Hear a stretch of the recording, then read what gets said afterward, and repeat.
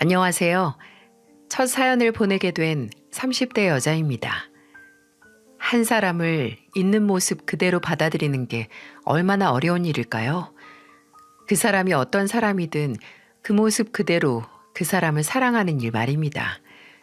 특히나 배우자를 제외한 가족은 내가 선택을 할 수도 없고 흔히 가족이니까 라는 말로 상대의 그 어떤 모습도 받아들여야 한다는 압박감이 있는 것 같아요. 하지만 오히려 가족이기에 받아들일 수 없고 또 용서할 수 없는 일이 생기기도 하죠. 제 사연은 가족이기에 이를 악물고 참았다가 가족으로서 더 이상 참을 수 없어 뒤돌아선 제 남편에 대한 사연이기도 합니다. 저와 남편은 친구의 소개로 만나게 됐어요. 그 당시 저는 하드웨어를 개발하는 회사에서 시스템 관리자로 5년 동안 근무하며 20대 후반을 향해 달려가는 중이었죠. 친구가 30 되기 전에 불장난이라도 해봐야 하는 거 아니냐고 소개시켜 줄 테니까 원하는 타입을 말해보라고 하더군요. 그때 제가 뭐라고 대답했는지 예상이 가시나요?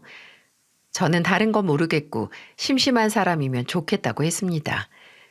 사람들은 심심한 성격을 과소평가하는데 사람 성격이 심심하면 그거대로 묻어나고 안정적일 확률이 높다고 생각을 했거든요.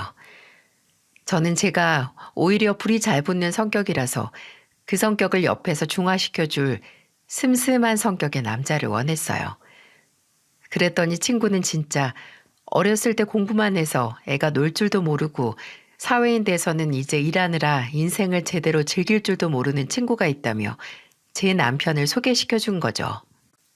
남편은 대기업 반도체 연구원이었는데 처음 만나는 대화를 하는 순간부터 뜨겁지도 않고 그렇다고 미적지근하지도 않은 딱 좋은 온도에 물 안에 들어가는 것처럼 뭔가 느긋하고 편안한 기분이 드는 겁니다. 일단 목소리나 말투부터가 굉장히 나긋했거든요. 저 사람은 살면서 목소리를 크게 낸 적이 얼마나 있을까 싶을 정도로 조곤조곤한 말투였죠. 제가 기분이 좋은 날이면 바로 제가 평소에 좋아하는 샴페인을 사서 기분 좋게 마시자고 했고, 기분이 안 좋은 날이면 제 단골집인 매운 국발 닭발집에서 닭발을 2인분 포장을 해서 본인 자취방으로 저를 초대했어요. 심지어 남편은 매운 걸 못 먹는 사람인데도 말이죠. 그리고 제가 좀 우울한 날이면 아예 극도의 슬픔을 느껴 그 우울감을 눈물로 싹 씻어내릴 수 있게 제 곁에서 눈물을 짜낼 수 있는 영화 몇 편씩을 함께 봐주기도 했습니다. 이렇게 연애하는 동안 제가 말하지 않아도 누구보다 제 상태를 먼저 파악하는 남편에게 한 번은 이런 말을 했었어요. 가만 보면 윤호 씨는 내 눈치를 보는 게 아닌가 싶어서 걱정이 돼. 이렇게까지 안 해도 되는데. 그랬더니 남편은 좀 어리둥절한 표정으로 대답했어요. 내가 눈치 보는 것처럼 보여? 전혀 아닌데.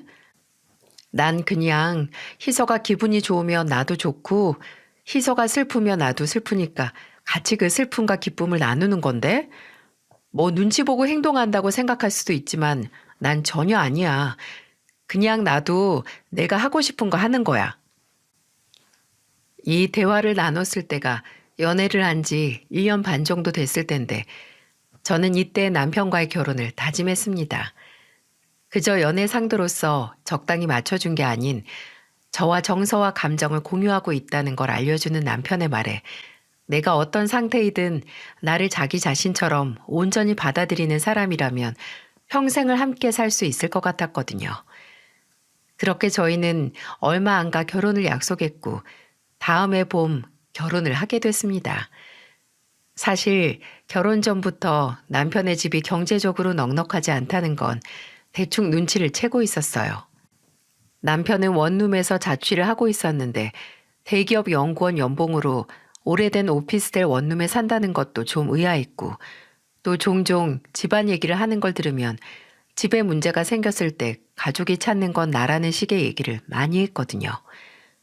또 종종 남편이 본인의 동생과 전화를 할 때면 돈 이야기를 하는 것 같기도 했습니다. 그리고 정식으로 결혼 이야기가 오고 가고 시댁에 인사를 드리러 간 날, 시댁은 20평대의 낡은 빌라였는데 그때가 겨울이었거든요. 그리고 며칠 전 눈이 왔었는데 건물 관리가 잘 안 되어 있어서 1층 빌라 안 계단에 밖에 쌓여있던 눈이 그대로 녹아들어와 살얼음으로 얼어있더라고요. 그래서 그런지 건물 입구에 들어서자마자 축축한 곰팡이 냄새가 나기도 했고요. 집안도 건물 외부와 크게 다르지 않았습니다. 시댁의 형편이나 이 좁은 집에 남편이 대학을 졸업하기까지 시부모님과 남편, 시동생이 함께 살았다는 건 그리 놀랍지 않았어요. 집마다 저마다의 사정이 있는 법이니까요.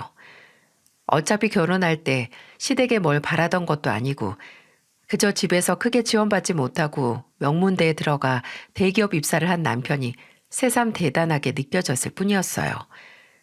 다른 걸 다 떠나 저를 놀라게 한 건 시어머니가 제게 가루도 다 녹지 않은 인스턴트 커피를 밀어주며 했던 그 말이었어요. 봐서 알겠지만 우리한테 결혼할 때 지원 바라면 안 돼. 이 양반 철물점에서 버는 돈으로 생활비나 나중에 우리 노후자금 모으기도 빠듯하니까 그냥 대기업 다니는 남편감 공짜로 얻어간다고 생각해. 어? 너도 손해보는 장사 아니야.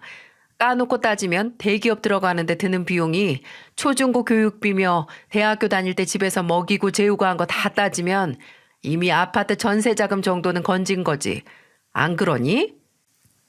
사람 말이 아다르고 어다르잖아요. 저는 이미 결혼 자금은 바라지도 않는데 오히려 제게 먼저 너는 남는 장사라는 듯 말씀하시는 게 황당했어요. 아니 그렇게 보면 저도 중학교 때 어머니가 돌아가신 후에 아버지께서 혼자 금이야 오기야 저랑 제 동생 키우시느라 얼마나 고생을 하셨는데요. 남편을 키우는 데는 뭐 금값이 들었고 아버지께서 절 키우는 데는 뭐 똥값이 든 건가요? 또 시어머니께서 마치 본인이 시아버지께서 철물점을 하시며 버는 돈을 알뜰살뜰 절약하는 것처럼 말씀하셨는데 저는 이미 시어머니의 평소 씀씀이를 알고 있었거든요. 시어머니께서 나가는 모임만 3개가 넘어서 종종 남편에게 회비며 단체 여행 비용을 보내달라 연락을 하시는 걸 옆에서 들은 적이 있었어요. 그날 남편도 이건 아니다 싶었는지 저녁에 저를 집에 데려다 주면서 약간 어딘가 초월한 사람처럼 제게 사과를 하더라고요. 오늘 우리 어머니 때문에 많이 기분 상했지? 아휴, 진짜 미안해, 희서야. 나도 아들이지만 가끔씩, 아니 자주 우리 어머니가 왜 저러실까 이해가 안 돼. 아니야, 괜찮아. 우리 아빠도 윤호 씨 술로 고문했잖아. 윤호 씨 술도 못 마시는데. 이게 무슨 말이냐면요. 시댁에 인사드리러 가기 한 5일 정도 전에 저희 집에 먼저 남편을 데리고 가서 인사를 시켰거든요. 제가 아까 저희 아버지께서 저희 남매를 오기야 금이야 키웠다고 말씀드렸죠. 저희 어머니께서는 제가 중학생, 동생이 초등학생 때 뺑소니 사고로 인해 먼저 세상을 떠나셨습니다. 한순간 어머니를 잃은 저희를 홀로 책임져야 했던 건 바로 아버지였죠. 아버지께서는 그 당시 건설 사무소에서 일하셨는데 일 때문에 지방 출장이 잦으셨어요. 그래서 저희 남매는 친할머니와 함께 살면서 늘 집으로 돌아오실 아버지를 기다렸어요. 아버지는 저희가 크고 나서도 어렸을 때 일 때문에 옆에 있어주지 못했던 걸 늘 미안해하시고 가슴 아파하셨어요. 아버지가 집에 오시는 날이면 저랑 동생은 아버지가 오시는 시간에 맞춰서 거실에 모여 앉아 있었는데 종종 아버지가 말씀해 주신 시간보다 조금 더 늦게 들어오시는 날이 있었거든요. 그럼 저도 동생도 아버지를 기다리다가 할머니께서 이불 덮어주신 그대로 그냥 거실에서 잠드는 겁니다. 아직까지 기억이 나는데 그날도 아버지를 기다리다가 거실에서 동생과 함께 잠에 든 것 같았는데 누가 제 뺨을 쓰다듬는 느낌에 깼어요. 눈을 살며시 뜨니 아버지께서 숨죽여 우시며 저와 제 동생의 얼굴을 한없이 쓰다듬고 계신 겁니다. 그때는 어려서 혹시 아버지께 무슨 일이 있어서 우시나 했는데 조금 커서 생각을 해보니 본인을 기다리다가 잠든 자식들에게 미안해서 우셨던 거죠. 근데 정말 그런 마음 하나 가지실 게 없는 게 저희는 알고 있었어요. 아버지께서 곁에 있어주지 못하셔도 늘 어떻게든 저희에게 그 빈자리와 시간을 홀로 메꾸려 고군분투하는 아버지의 노력을 잘 알고 있었거든요. 출장을 마치고 집에 오는 아버지의 양손은 늘 오랜만에 만난 저희에게 줄 통닭이나 케이크 아니면 학용품, 책으로 묵직했고 또 지방에서 혼자 생활하실 때 틈틈이 저희의 방학에 맞춰 놀러갈 계획을 짜시기도 했어요. 아버지는 아버지 생각보다 훨씬 더 저희에게 훌륭한 아버지셨습니다. 아버지는 가정적으로도 성공했을 뿐 아니라 일적으로도 성공을 하셨는데요. 나중에 아버지께서는 건설 현장에서 갈고 닦은 기술과 경험을 살려 열심히 모은 돈으로 건축기계를 임대해주는 사업을 시작하셨어요. 그리고 그 사업이 생각보다 더 큰 성공을 해서 저희 가족의 생활도 더욱 풍족해질 수 있었죠. 아버지는 본인의 사업 성공을 두고 늘 이렇게 말씀하셨어요. 내 새끼들 옆에 있어줘야 하는 시간까지 희생해가면서 시작한 일인데 당연히 이 정도 규모쯤으로는 불려야지. 이런 분이 하나 있는 딸이 결혼하겠다고 하는데 호락호락 넘어가시지 않을 것 같지 않나요? 아버지는 늘 그 사람을 본 모습을 알려면 꼭 그 사람의 이걸 먼저 알아야 한다고 하셨는데요. 바로 사람의 술버릇이었습니다. 술을 왕창 먹이면 본 모습이 튀어나오니까 꼭 그 술버릇을 먼저 봐야 한다고요. 근데 상대는 소주 한 잔만 마셔도 바로 얼굴이 빨개지는 제 남편. 저는 계속해서 남편 앞에 있는 맥주잔에 소주를 들이붓는 아버지를 말렸지만 남편은 오히려 그런 저를 말리는 게 아니겠어요? 아니야, 희서야. 나 진짜 괜찮아. 장인어른한테 내 정식, 아니 정식이란다. 정신력 꼭 보여드릴 거야. 그래야 믿고 소중한 딸을 맡기실 수 있지 않겠어? 근데 희서야, 너 왜 이렇게 손이 차? 남편은 평소 주량의 몇 배는 되는 양의 술을 받아 마시며 저희 아버지가 날리는 질문도 받아 어떻게든 또박또박 대답하려고 노력했어요. 그러다 옆에 있던 본인 겉옷을 끌어와 제 어깨에 걸쳐주고 그대로 쓰러져 잠들었죠. 아니, 그건 잠들었다기보다 기절했다는 표현이 딱 맞을 겁니다. 아버지는 그런 남편을 보더니 심드렁한 표정으로 뭐 괜찮네 라고 성의 없이 대답하셨어요. 근데 이렇게 앞에서 말만 심드렁하게 하셨지 실상은 소주 2병 마시고 기절한 사위를 정말 마음에 들어 하셨습니다. 어느 정도였냐면요. 그날 취해서 저희 집에서 잠든 남편을 위해 손수 콩나물국을 끓여주셨고 술에 쩔어 제정신 아닌 와중에 내 딸 손 찬 거 걱정하는 남자 정도는 돼야 내 딸 상대로 내가 허락을 하지 라는 말을 하셨어요. 그리고 저희 결혼에 무한한 지원을 아끼지 않으셨고요. 아버지께서는 혼수까지 갖춰진 신혼집을 마련해 주셨어요. 그리고 남편에게 자네가 마음에 안 찼으면 그냥 내 딸 잘 살라고 집만 해줬을 텐데 자네도 이제 내 가족이고 내 사위니까 잘 살았으면 해서 혼수까지 꽉 채워주는 거야. 아무쪼록 내 앞에서 보인 대로만 그대로만 내 딸한테 하면서 살아 라고 덧붙이셨죠. 이런 아버지의 전폭적인 지지를 얻긴 했지만 그 시험에 통과하기 위해 남편은 3일 동안 끔찍한 숙취에 시달려야 했으니 황당한 시어머니의 말도 참을 수 있었어요. 그때는 시어머니의 말이 이미 저희 집에서 집이나 혼수나 책임을 지겠다는 걸 다 아시면서 하신 게 좀 염치가 없으신 건지 아니면 과하게 능청스러운 건지 분간이 안 갔었어요. 근데 아버지가 마련해준 집에 이사를 다 끝내고 나서 시어머니가 그저 신기할 정도로 염치 없는 사람이었다는 걸 알았어요. 집 구경하신다고 연락도 없이 덜컥 찾아오신 시어머니는 집안을 쭉 둘러보시더니 처음 하는 소리가 이거였어요. 예, 그 기계 빌려주는 일이 이렇게 돈을 잘 버니? 나는 사돈어른이 대표니 사무실이 있다고 해도 우리 양반 철물점보다 조금 더 크겠거니 했는데 예, 웬만한 중소기업은 되나 보다. 그리고 여기저기를 돌아다니시며 냉장고를 열어보더니 어머, 나도 이거 홈쇼핑에서 파는 거 봤는데 TV에서 보던 것보다 훨씬 크네. 예, 이런 건 얼마나 하니? 나중에 가격 좀 떨어지면 우리 집에도 좀 놓자. 라고 하시고 그 다음에는 안방에 들어가서 침대에 대자로 벌러덩 누워서 아이고 살겠다. 요새 내가 허리가 영 안 좋았는데 예, 너희 이거 쓰다 질리면 나 줘라. 새 거 사주면 더 좋고 라고 하시더군요. 그냥 새 집에서 보이는 건 다 일단 얼마냐, 나중에 내 집에도 똑같은 거 좀 보내줘라 라는 말부터 하셨어요. 남편이 그만 좀 하세요. 보이는 것마다 사달라고 하는 게 어린애지 뭐예요? 라고 하지 않았다면 아예 나 좀 이 집에 들어와서 같이 살면 안 되냐 라고 할 기세였네요. 근데 어린애도 안 할 행동을 하는 시어머니만 제 속을 답답하게 한 게 아닙니다. 시동생의 존재도 만만치 않았어요. 시동생은 중소기업 영업사원인데 어느 날 남편에게 연락을 해서 차를 빌려달라고 하더라고요. 영업사원이라서 여기저기 차 타고 다녀야 할 곳이 많은데 엔진에 문제가 생겨서 수리센터에 맡겼다고 딱 하루면 되니까 빌려달라고 했다는 겁니다.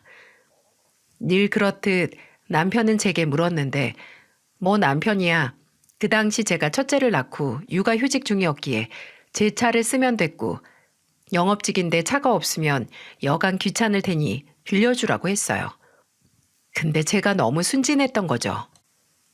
차를 빌려가기로 하고 나서 이틀이 지나도 시동생이 차를 안 가지고 오는 겁니다. 남편이 전화를 해서 어떻게 된 거냐고 물으니까 수리센터에 문제가 생겨서 3일만 더 몰겠다고 했는데 문제는 수리센터가 아니라 시동생에게 있었어요.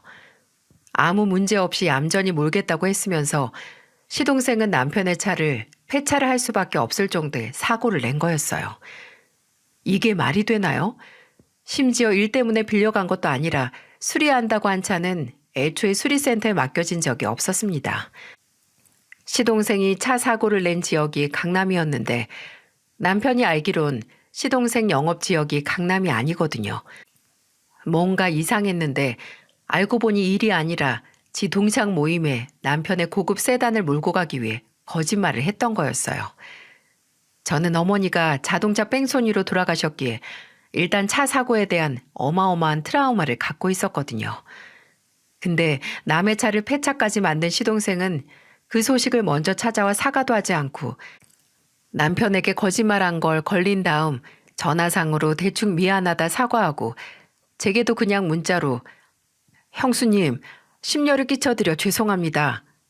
라고 딱 하나 보내는 겁니다. 이게 지금 뭐 하자는 건지. 사고가 났으면 사람만 안 다쳤으면 돼요. 되는데 남의 차를 폐차시켜 놓고 거짓말까지 하는 그 심보가 너무 꼴 같지 않지 않나요? 저는 남편에게 말했어요. 시동생에게 당장 직접 와서 사과하라고 하라고요. 이거 이대로 넘어가면 나중에 또 우리 거 가져가서 당연하게 쓰고 망가뜨리고 이럴 거라고. 아예 다리 뻗을 자리를 주지 않아야 한다고 했어요. 남편도 제 말이 맞다고 생각을 했는지 바로 시동생에게 전화를 해서 말했습니다. 야, 넌 어떻게 거짓말까지 해서 차 가지고 나가서 사고 친 거면서 찾아와서 사과도 안 하냐? 나도 내 형수도 네 벌이 아니까 당장 물어내라고는 안 하는데 너 제대로 사과 안 하면 지금처럼 네 사정 안 봐줄 테니까 그렇게 알아. 알아들었어? 그 말을 듣고서야 시동생은 사죄의 선물로 과일과 첫째 장난감이나 네일을 사서 찾아와서 사과를 했어요. 머리를 조아리며 정말 죄송하다고 생각이 짧았다고 말이죠. 솔직히 정말 본인 행동을 반성했다기보단 물어내라는 말을 들어서 어쩔 수 없이 숙이고 들어왔다라고 생각을 했어요. 그래도 앞으로 이런 일이 생기면 저나 남편이 호락호락하게 넘어가지 않을 테니 조심하라는 경고는 된 것 같아서 다행이었네요. 근데 그 후로 더 웃긴 게 이 얘기를 들은 시어머니의 반응이었어요. 시어머니는 저나 남편에게 원래 세상은 있는 사람들이 없는 사람을 도우면서 돌아가는 거야. 근데 뭐 준호개를 따로 집으로 오게 해서 사과까지 받아? 라고 말씀하시는 거예요. 저는 차마 터져나오는 헛웃음을 참지 못하고 어머님, 잘못을 했으면 사과를 하고 용서를 구하고 잘못에 상응하는 대가를 치러야 하는 것도 세상의 이치예요. 라고 말했죠. 결혼하고 첫째를 낳고 둘째, 셋째를 낳아 키우는 그 시간 동안 시어머니나 시동생 때문에 속이 답답한 적이 참 다양하게 많았지만 차마 남편을 원망하고 괜히 불만을 늘어놓지 않았어요. 남편도 제가 시어머니나 시동생 때문에 많이 참고 있다는 걸 누구보다 잘 알았고 또 그런 만큼 저나 저희 가족에게 정말 잘했거든요. 제게는 말할 것도 없고 제 동생은 아버지 일을 도와 아버지 사무실에서 함께 일했는데 일한 지 몇 년 안 됐을 때 기계 점검을 하다 추락사고가 나서 입원을 할 만큼 골절이 된 적이 있었어요. 그때 남편은 사고 연락을 받자마자 대학병원 정형외과에서 근무하는 지인에게 연락을 해서 치료를 받을 수 있게 부탁을 했어요. 또 이건 결혼하고 얼마 안 됐을 때 일인데 어느 날 아버지께 연락이 왔어요. 김서방이 아무래도 장인어른께 잘해야 한다는 부담을 갖고 있는 것 같다고 안 그래도 된다고 전해달라고 말이죠. 알고 보니 저도 모르게 몇 달 동안 매일 저희 아버지께 안부 연락을 해왔더라고요. 전화도 종종 하고 거의 아침, 점심, 저녁으로 나눠서 아버지께 문자를 한 통씩 넣기도 했고요. 그래서 제가 아버지의 말씀처럼 안 그래도 된다고 했더니 남편은 몇 년 전 연애 시절에 제게 했던 말을 다시 했어요. 내가 하고 싶어서 그러는 거야. 라고 말이죠. 남편의 그런 지극정성은 저희 아버지께서 췌장암 판정을 받아 투병 생활을 하실 때도 변치 않았습니다. 아버지께서는 저희가 결혼을 하고 6년이 지났을 때 췌장암 판정을 받으셨는데 1년도 안 되는 투병 생활을 하셨는데 그동안 저와 남편 그리고 제 동생과 올케가 돌아가면서 아버지의 곁을 지켰죠. 평생을 늘 강하고 흔들림 없이 살아온 아버지는 온몸을 울리는 고통스러운 항암 치료 앞에서도 흔들리지 않으셨어요. 아니, 저희에게 흔들리는 모습을 보이지 않기 위해 단 한 번도 왜 본인에게 이런 일이 생긴 건지 한탄하지 않으셨습니다. 그저 평생을 정말 열심히 살아왔고 딸과 아들, 사위와 며느리, 그리고 손주들 틈에서 행복하게 살았다고 말년에 병으로 가는 게 아쉽긴 하지만 그래도 후회 없는 삶이었다고 이제 그렇게 그립던 아내 곁으로 갈 수 있을 거라고 죽음 앞에서 오히려 낙천적인 모습을 보이셨습니다. 그러니 나는 걱정 말고 내 죽음에도 몸 아프게 슬퍼하지 말라고요. 아버지께서는 가을이 오기 전 어머니 곁으로 가셨고 저는 한순간에 고아가 됐다는 상실감에 많이 힘들었습니다. 아버지의 장례식에서 2번을 쓰러져 실려갈 정도로 제정신이 아니었어요. 아마 이미 하늘에 계신 아버지께서 보셨더라면 많이 속상해 하셨을 때죠. 근데 그렇게 정신이 하나 없는 순간에도 어처구니 없는 광경은 눈에 들어오더라고요. 시부모님께서는 장례식에 본인들의 손님도 부르셨었어요. 아니, 정확하게 말해서 시어머니의 손님들이었죠. 시어머니야 워낙 여기저기 나가는 모임이 많은 만큼 아는 사람들도 많기도 하고 또 원래 장례식은 사람이 많이 오고 소란스러운 만큼 좋다고 하잖아요. 저는 그런 의미에서 시어머니께서 본인 손님들과 함께 오신 줄 알았습니다. 근데 손님들 식탁에 음식을 나를 때 들었어요. 거기 요새 땅값이 얼만데 집만 해도 8, 9억은 좋게 될걸. 그 아파트가 오래되긴 했어도 원래 그 동네는 오래된 아파트일수록 값을 더 쳐줄 거야. 거기다 그 임대인지 뭔지 그 회사 자산까지 하면 아유 그게 다 내 며느리 거란 말이지. 저희 아버지의 장례식에 사람들 다 불러놓고 아버지의 유산에 대해 계산기를 두들기며 으스대고 있는 시어머니. 그 순간 짜증이 벌컥 나서 저희 아버지의 재산에 대해 입을 대는 인간들 앞에 펄펄 끓는 육개장을 쏟아버리고 싶었어요. 진짜 소름 끼치는 게 시어머니께서 얼추 계산한 금액이 정말 저희 아버지의 재산에 가깝다는 겁니다. 저희 아버지의 회사 자산이나 살던 집, 그리고 나머지 재산까지 얼추 합하면 약 20억 가까이 됐어요. 근데 그것도 얼추 예상한 거고 회사는 아버지를 도와 일하던 동생이 책임질 거고 아버지의 변호사와 동생과 상의를 해서 제가 받게 될 재산이 20억은 아니었다는 거죠. 근데 사람들 앞에서 그 돈이 모두 내 며느리 거라고 말하는 시어머니가 참 한심했습니다. 나중에 남편이 다가가서 시어머니께 장례식장에서 돈 얘기하지 말라는 핀잔을 듣고 멈췄지만 시어머니께서 계속 말을 했다면 아버지 장례식장에서 추태를 보일 뻔했네요. 시어머니의 엄치 없고 뻔뻔하고 다소 천박하기까지 한 행동은 전혀 바뀌지 않았지만 그렇다고 제가 남편에게 그것에 대해 불만을 할 수도 없는 이유가 하나 있었는데요.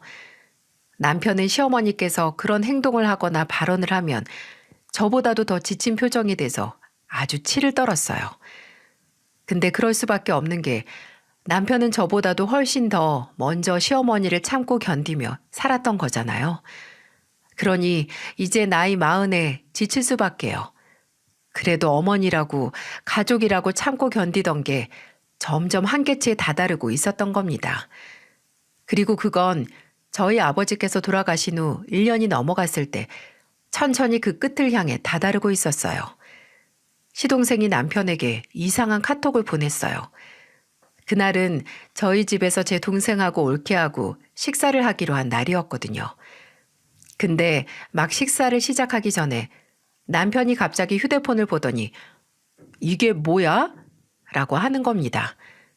제가 뭐지 싶어서 남편에게 다가가 남편 손에 들린 휴대폰을 봤는데 참, 그건 시동생이 보낸 카톡이었는데 사진이었고 사진 속에는 응급실로 보이는 곳 침대 위에 시어머니가 누워서 한쪽 팔을 들어 얼굴을 가리고 있는 그런 사진이었어요. 남편은 심각한 얼굴로 그 사진을 들여다보다가 바로 시동생에게 전화를 걸었어요. 근데 시동생이 전화를 받고 하는 소리가 충격적이었습니다. 시어머니가 응급실에 간 이유가 바로 시아버지 때문이라는 거였어요. 남편이 자세하게 말해보라고 해도 그냥 아버지가 엄마를 때렸다고 라고 하며 병원 주소만 부르더군요. 남편이 아버지는 이라고 물으니 시동생은 성의 없이 몰라 집에 있겠지 형은 엄마가 걱정도 안 돼? 라고 소리만 버럭 지르는 겁니다. 남편은 일단 가봐야겠으니 저와 동생 내외는 식사를 하고 있으라고 했는데 아무래도 남편만 보내면 안 될 것 같아서 동생에게 부탁을 해서 잠시 집에서 애들을 봐달라고 했어요. 차를 타고 출발했는데 남편이 차를 몰고 간 곳은 시어머니가 계신 병원이 아니라 시아버지가 계신 시댁이었어요. 그리고 아무도 없는 것처럼 현관문 밖부터 정막만이 감도는 집 안으로 들어갔을 때 집안은 혼돈 그 자체였습니다. 바닥에는 뒤집어진 슬리퍼에 책, 리모콘, 드라이기, 빗등이 깨진 유리와 함께 퍼트려져 있었고 또 종이 수십 장이 떨어져 있었어요. 근데 자세히 봤더니 그건 종이가 아니라 사진이었어요. 그리고 그 혼란의 가운데 바닥에 주저앉아 고개를 무릎 사이 파묻고 있는 시아버지가 보였고요. 저와 남편은 천천히 그 난장판을 발로 헤치고 가 시아버지께 다가갔죠. 그리고 저희를 발견한 시아버지는 아직도 핏발을 세운 눈을 단 한 번도 깜빡이지 않고 말씀하셨습니다. 윤호야, 네 애미, 네 엄마 강미숙이 바람을 피우셨댄다. 그것도 같은 모임에 있는 유부남이랑 2달만 더 있으면 1년이나 만났다고 그 바람난 남자 여편네가 와서 나한테 그러더라. 여편네 간수를 얼마나 못했으면 유부남을 꼬여내 만나냐고. 어떻게 책임질 거냐고. 아휴, 정말 사람이 어떻게 이러냐, 사람이 어떻게 이런 짓을 또 저지를 수 있어? 여러분은 이게 바로 이해가 가시나요? 그날 시아버지 철물점에 어떤 아주머니께서 찾아오셨답니다. 와서 다짜고짜 그쪽 마누라가 2 가정을 파괴한 가정 파괴범인 건 알고 사냐고 하며 사진을 시아버지께 건넸다고 해요. 그리고 그 사진이 바로 여기 시댁 거실 바닥에 있는 그 사진이자 시어머니께서 정말 다른 남자를 만나 바람을 피우고 있다는 증거 현장의 사진이었죠. 미리 둘의 관계를 눈치챈 시어머니 불륜 상대 아내는 심부름센터에 의뢰를 해서 불륜 현장을 잡아 증거 사진을 찍었고 그 아내는 시아버지께 와서 폭로를 한 겁니다. 제가 의아했던 건 시아버지께서 말씀하신 또 저질렀다는 말이었죠. 나중에 집으로 돌아와 남편에게 들어보니 시어머니가 바람을 피운 건 이번이 처음이 아니었다는 겁니다.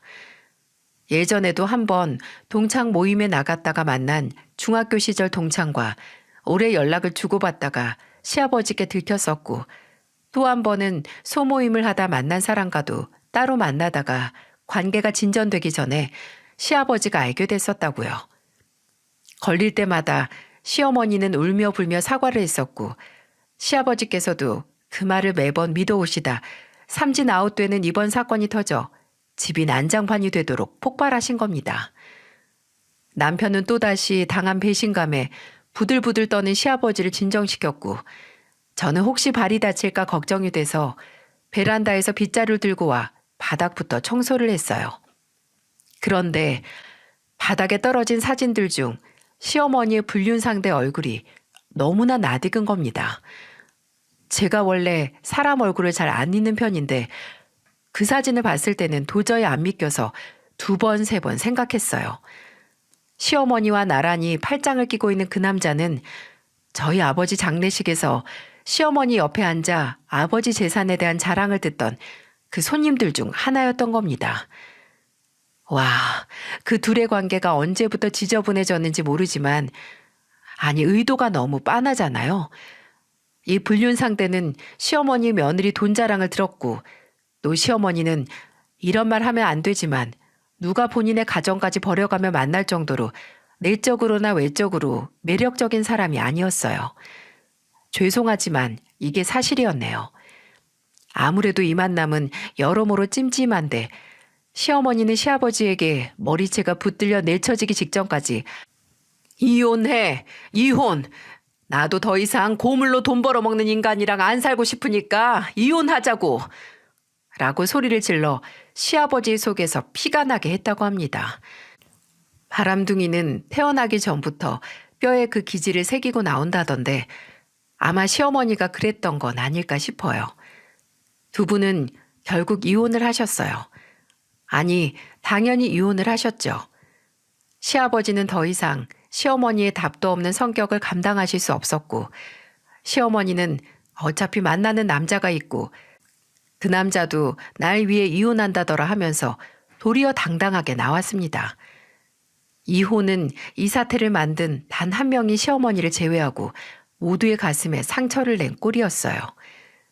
그래도 시아버지는 시어머니와 아예 법적으로 남남이 돼서 벗어날 수야 있었지만 문제는 남편이었습니다. 남편은 다시 한번 본인의 어머니란 사람에게 크게 실망을 했지만 부모님이 이혼을 했어도 부모 자식 사이가 달라지는 건 아니잖아요. 시어머니가 시아버지와 이혼 후 마찬가지로 원래 아내와 이혼한 그 불륜 상대와 아예 함께 살기 시작하면서 남편은 일방적으로 시어머니 연락을 받지 않았습니다. 도무지 이제 어머니 얼굴 볼 엄두가 안 난다고 하더라고요. 그 마음이 너무 이해가 되는데 동시에 시어머니는 매일같이 제게 연락을 해서 왜 윤호가 전화를 안 받냐, 무슨 일 있냐 물으시는데 제가 뭐라고 말할 수 있겠어요? 어머님, 아무래도 이 사람도 부모님이 이혼한 건데 혼란스러울 수도 있고 생각을 정리할 시간이 필요하겠죠. 그러니까 좀 내버려 둬보세요. 지가 무슨 어린애야 뭐야? 다 커서 애가 셋인 녀석이 뭐가 혼란스럽고 큰일이라고 이 유난이래? 그때 너무나 무신경하고 이번 일에 있어서 본인 잘못을 고려 못하는 건지 안 하는 건지 싶은 뻔뻔한 말에 치가 떨렸어요. 정말 시어머니는 남편의 마음을 애초에 고려조차 못했던 걸까요? 아니면 성가시고 귀찮아서 헤아릴 생각을 안 했던 걸까요? 저는 어머니에게 이해받지 못하는 남편이 안쓰럽고 그런 시어머니에게 화가 나서 말했습니다. 어머님, 제가 이런 말까지는 너무 노골적이라서 안 드리려고 했는데 정말 너무 이기적이시네요.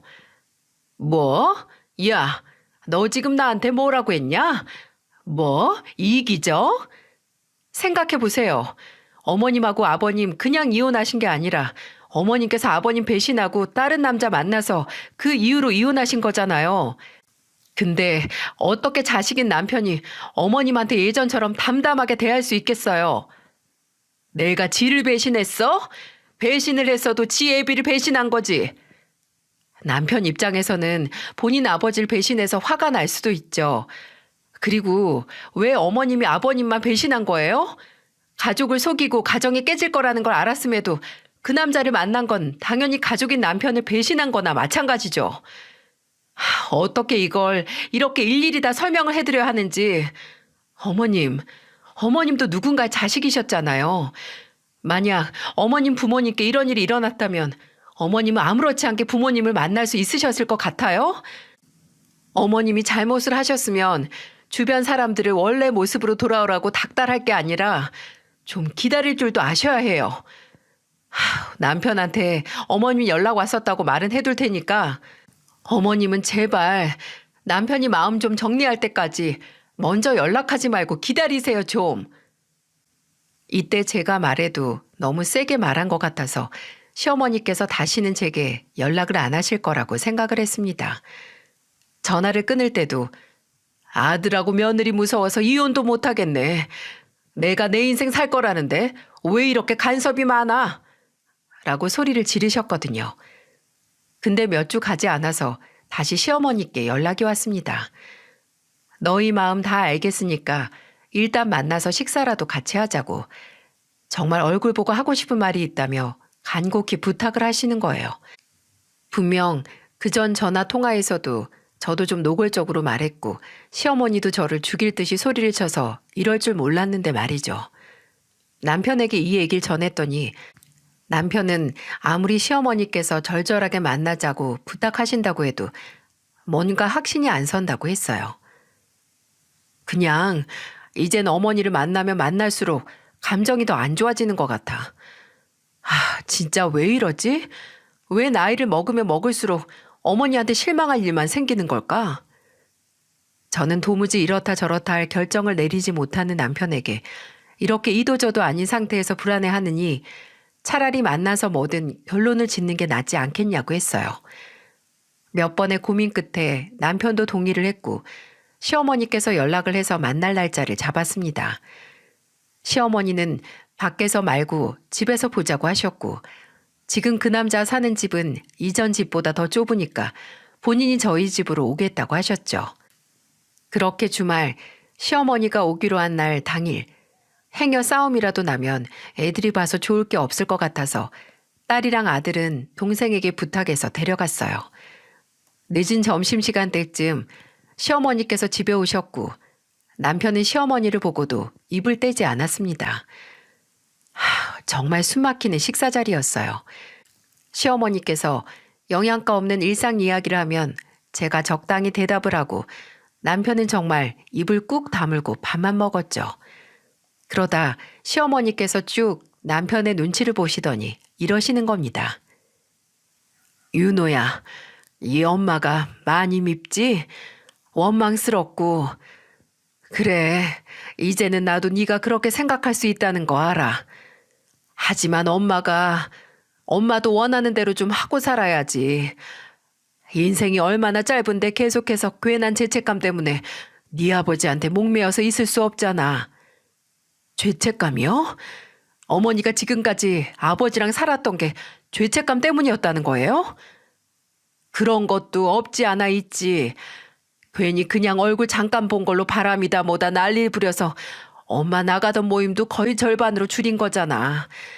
그 정도면 나도 미안하단 마음을 네 아버지한테 증명한 거지. 줄여도 폈잖아요, 바람. 모임을 절반으로 줄였든 아예 안 나가든 어머니가 아버지 두고 바람 피웠다는 사실은 안 변하잖아요. 그래, 폈다 폈어. 근데 언제까지 그럴래? 이 엄마가 미안하다잖아. 너 알아둬야 하는 게 있는데 변하지 않는 건 또 있다. 내가 바람을 피웠든 네 아버지랑 이혼을 했든 나는 네 엄마고 희서 제 시어머니야. 그러니까 너희도 언젠가는 가족인 나를 있는 그대로 받아들여야지. 안 그러니? 말만 미안이라는 말을 한다고 사과를 하는 게 아닌데 시어머니는 그 차이를 전혀 모르시나 봅니다. 저와 남편 둘 다 사과하는 사람의 태도가 전혀 아닌 시어머니를 보며 아무 말도 못하고 있었는데 시어머니께서는 들고 있던 젓가락을 갑자기 탁 놓더니 다시 입을 여셨어요. 가족 얘기가 나와서 말인데 내가 진짜 너희에게 하고 싶었던 말은 엄마 그 사람이랑 재혼하려고. 재혼이요? 그래. 뭐 이제 또 무슨 자랑이라고 크게 할 생각은 없고 조촐하게 가족들끼리만 재혼식 하면 어떨까 해. 날짜는 일단 4월 중순으로 보고 있는데 그래서 말인데 내가 말했잖니. 지금 그 사람하고 사는 집은 예전에 네 아버지랑 살던 집보다 좁아. 그래도 나나 그 사람이나 나이가 환갑이 훌쩍 넘었는데 그렇게 좁은 집에서 새 출발할 순 없잖니. 그러니까 윤호랑 희선이가 나 재혼하고 살 집 얻게 5억만 해줬으면 하는데. 5억. 재혼식에 저희를 초대한다고 해도 축의금 5만 원만 보내는 것도 엄청난 호의라고 느껴지는데 바람난 사람들끼리 재혼한다고 축하금으로 5억을 요구해요? 정말 시어머니와의 대화를 하다 보면 제 안에 있는 평균적인 상식선이 무너지는 것 같습니다. 시어머니의 상상을 초월하는 몰상식에 머리가 아찔해졌죠. 그때 저나 남편이 뭐라 반문을 하기도 전에 시어머니께서 급하게 이런 말을 덧붙였습니다. 희선아, 네 아버지한테 받은 유산 많잖아. 너 받은 거에서 조금만 나한테 떼어줘도 티도 안 날 것 같은데 너희는 내가 실수 좀 했다고 평생 그 좁은 집에서 불행하게 살아야겠니? 어머님, 예전부터 대체 어디서 뭘 듣고 그런 착각을 하시는지 모르겠는데요. 아버지한테 받은 유산 다 제 거 아니에요. 일단 회사는 지금 동생이 도맡아서 기존 직원들이랑 경영하고 있고요. 정리해서 현금화할 생각도 없어요. 그리고 아버지 재산이나 집 정리한 돈을 제가 받았다 한들 왜 저희 아버지가 젊은 시절부터 피땀 흘려 번 돈으로 어머니가 아버님이랑 이 사람 배신하고 만난 그 아저씨랑 산다는데 도움을 줘야 하는지 모르겠네요. 그것도 5억씩이나요.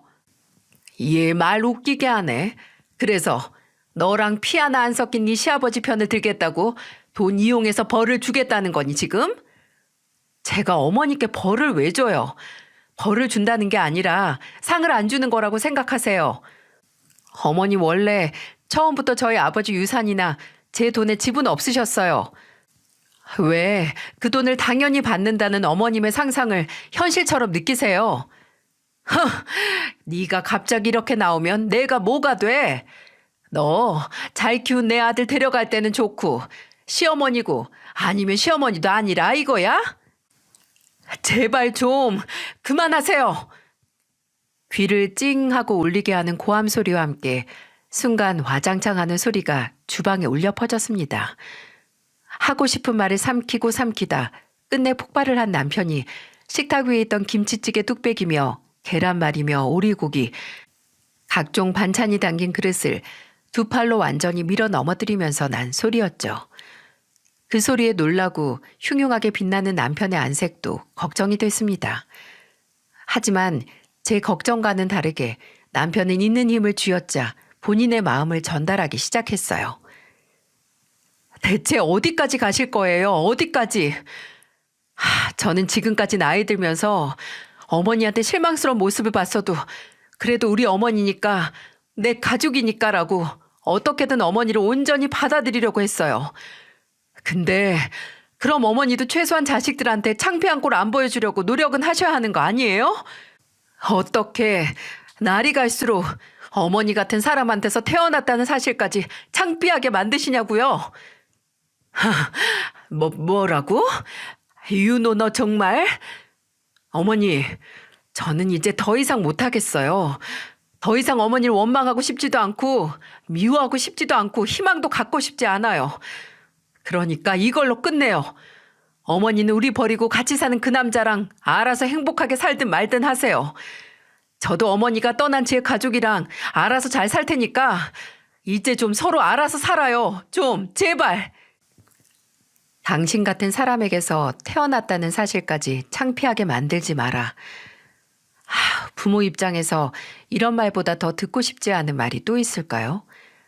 남편에게서 저 말과 함께 아예 연을 끊자는 말을 들은 시어머니는 꽤나 큰 충격을 받은 것 같았어요. 연신 말을 더듬으며 어떻게 그러냐. 이게 그렇게 홧김에 저지를 일이냐고. 너 너무 흥분해서 지금 마음에도 없는 이야기 하는 거라고. 다음에 다시 이야기하자고 했지만 남편은 단호하게 고개를 저으며 다음은 평생 오지 않을 거라고 했습니다. 그렇게 남편은 완전히 마음을 굳혀 줄곧 본인을 괴롭게 하는 인연의 고리를 끊어냈어요. 그 후로 몇 번은 시동생에게 연락이 왔었어요. 대체 엄마랑 형이랑 무슨 일이 있던 거냐고 하면서 남편에게 엄마한테 그렇게까지 해야 했냐고 따지고 들더군요. 그래서 남편은 나도 너한테 어머니와 관계에 대해 강요하지 않을 거니까 너도 주제넘게 간섭하지 말라고. 나는 네가 그렇게 너나 어머니 입장만 강요하면 너도 안 보고 살 생각이라고 말했어요. 남편이 한번 선을 긋고 나니 다시 이야기를 하지 않았지만 시동생은 그 후로도 지금까지 시어머니와 연락을 하는 것 같더라고요. 본인 형에게 연락을 하는 게 좀 껄끄러웠는지 제게 근황 보고처럼 종종 연락을 했는데 그렇게 남편에게서 의절을 당하고 나서 시어머니는 재혼한다던 그 남자하고도 헤어지셨다고 합니다. 아휴, 그 유난을 떨면서 서로의 가족을 버린 주제에 왜 헤어졌냐고 하면 시동생이 말하기로는 뭐 재혼하면서 같이 살지 문제라고 하는데 제 생각이 맞았죠 뭐.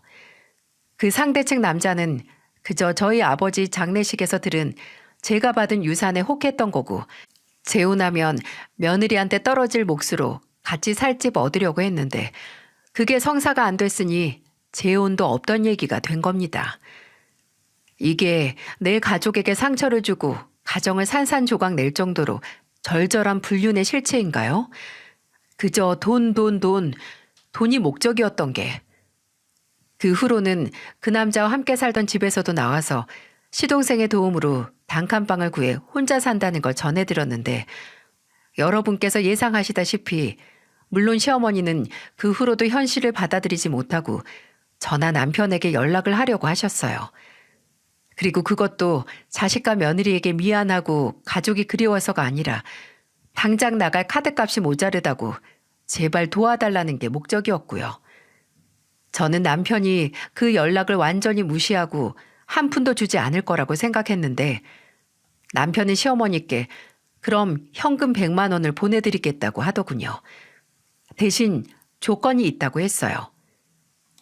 지금 어머니가 이 100만 원을 받아가시면 앞으로 정말 저나 어머니 둘은 남남으로 지내는 거예요. 그래도 가져가실래요? 과연 시어머니는 무슨 선택을 하셨을까요? 돈이 무섭긴 한가 봅니다. 시어머니는 현금 100만 원과 아들과의 인연 중 전자를 택하셨어요. 솔직히 말해서 저도 남편도 시어머니가 남편의 말을 진지하게 생각 안 했다는 걸 알았습니다. 그래서 당장 급한 돈을 선택한 것 같다고요. 하지만 남편은 단호했어요. 마지막으로 시어머니께 한 말 중에 한치의 빈말은 없었습니다. 그리고 남편은 그 말을 철저히 지키기라도 할 사람처럼 시어머니 연락처는 완전히 차단을 하고 저희는 이사라는 큰 결정을 하게 됐어요. 시어머니께서 다시 찾아와 우리 가족을 괴롭히지 못하게 하기 위해 내린 결정이었죠. 몇 번 남편의 직장으로 시어머니께서 찾아오셨었다고 듣긴 했지만 남편은 단 한 번도 얼굴을 보여주지 않았다고 해요. 마지막에는 경찰까지 불러서 건물 밖으로 내보내야 했다고요. 지금도 종종 시동생이 제게 형, 정말 엄마 만날 생각 없대요? 이대로 산대요? 요새 엄마가 너무 우울해하는데 라고 절 떠보는데 제가 네, 이대로 살 것 같네요. 그리고 어머님이 우울해하시면 서방님이 모시고 사세요. 둘째 아들하고 같이 살면 좀 활기를 찾으시겠죠? 라고 답장을 하면 더 이상은 저를 귀찮게 하지 않았습니다. 본인이 책임질 생각도 없으면서 그저 떠넘기려고 눈치 보다 아닌가 보다 하고 발 빼는 거죠. 거의 반년은 좋게 흐른 지금도 저희는 시아버지하고만 연락을 하고 있습니다. 제가 석 달 전부터 동생의 부탁으로 아버지 회사 일을 일주일에 3번씩 나가면서 돕고 있거든요.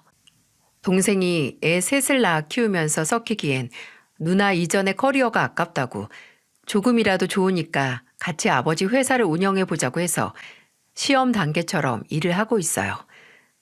그리고 제가 회사에 나갈 때마다 시아버지께서 본인 철물점 문도 걸어 잠그시고 저희 집으로 오셔서 애들을 봐주고 계시죠. 요즘 저희 시아버지 취미는 유튜브로 간단한 요리 동영상을 보며 손주들에게 간식이나 점심 식사를 챙겨주는 거예요. 이혼 전에는 좀 차분하고 무뚝뚝하던 시아버지께서 이혼이라는 큰 고비를 넘기고 나서는 좀 부드럽고 여유가 생긴 것 같은 모습에 오히려 이혼이 재혼을 하고 싶었던 시어머니보다 시아버지께 더 필요한 게 아니었나 하는 생각이 들었습니다. 사연의 제일 서두에 가족은 선택할 수 없으니 온전히 받아들이는 노력을 할 수밖에 없다고 말했었고, 또 제가 늘 사연 튜브를 들으면서 하는 생각이 세상에 가장 중요하기도 하고 또 어려운 일이 바로 좋은 가족을 만나는 게 아닐까 했거든요. 근데 이렇게 제 사연을 쭉 정리하며 생각을 해보니까 사람이 가족을 잘 만나는 것도 물론 중요하지만 그만큼 더 중요한 건 나 스스로도 내 가족에게 좋은 가족이 되려고 노력을 해야 한다는 것 같아요. 이게 수많은 사람들의 마음속에서 지켜진다면 좋은 가족을 만나는 게 어렵다는 생각은 자연스럽게 줄어들지 않을까 합니다. 이야기를 들어주신 모든 분들께 제 이야기가 끝날 때까지 저와 함께 해주셔서 참 감사드린다는 말씀 전하고 싶습니다. 주절주절 오래 떠드는 동안 외로움 하나 느낄 새가 없었네요. 이번 주부터는 다시 기온이 많이 내려간다고 하는데 전국에 계신 구독자 여러분께서 어디 계시든 아픈 곳 하나 없는 따뜻한 겨울을 보내시면 좋겠습니다. 모두 건강하시고 행복하세요.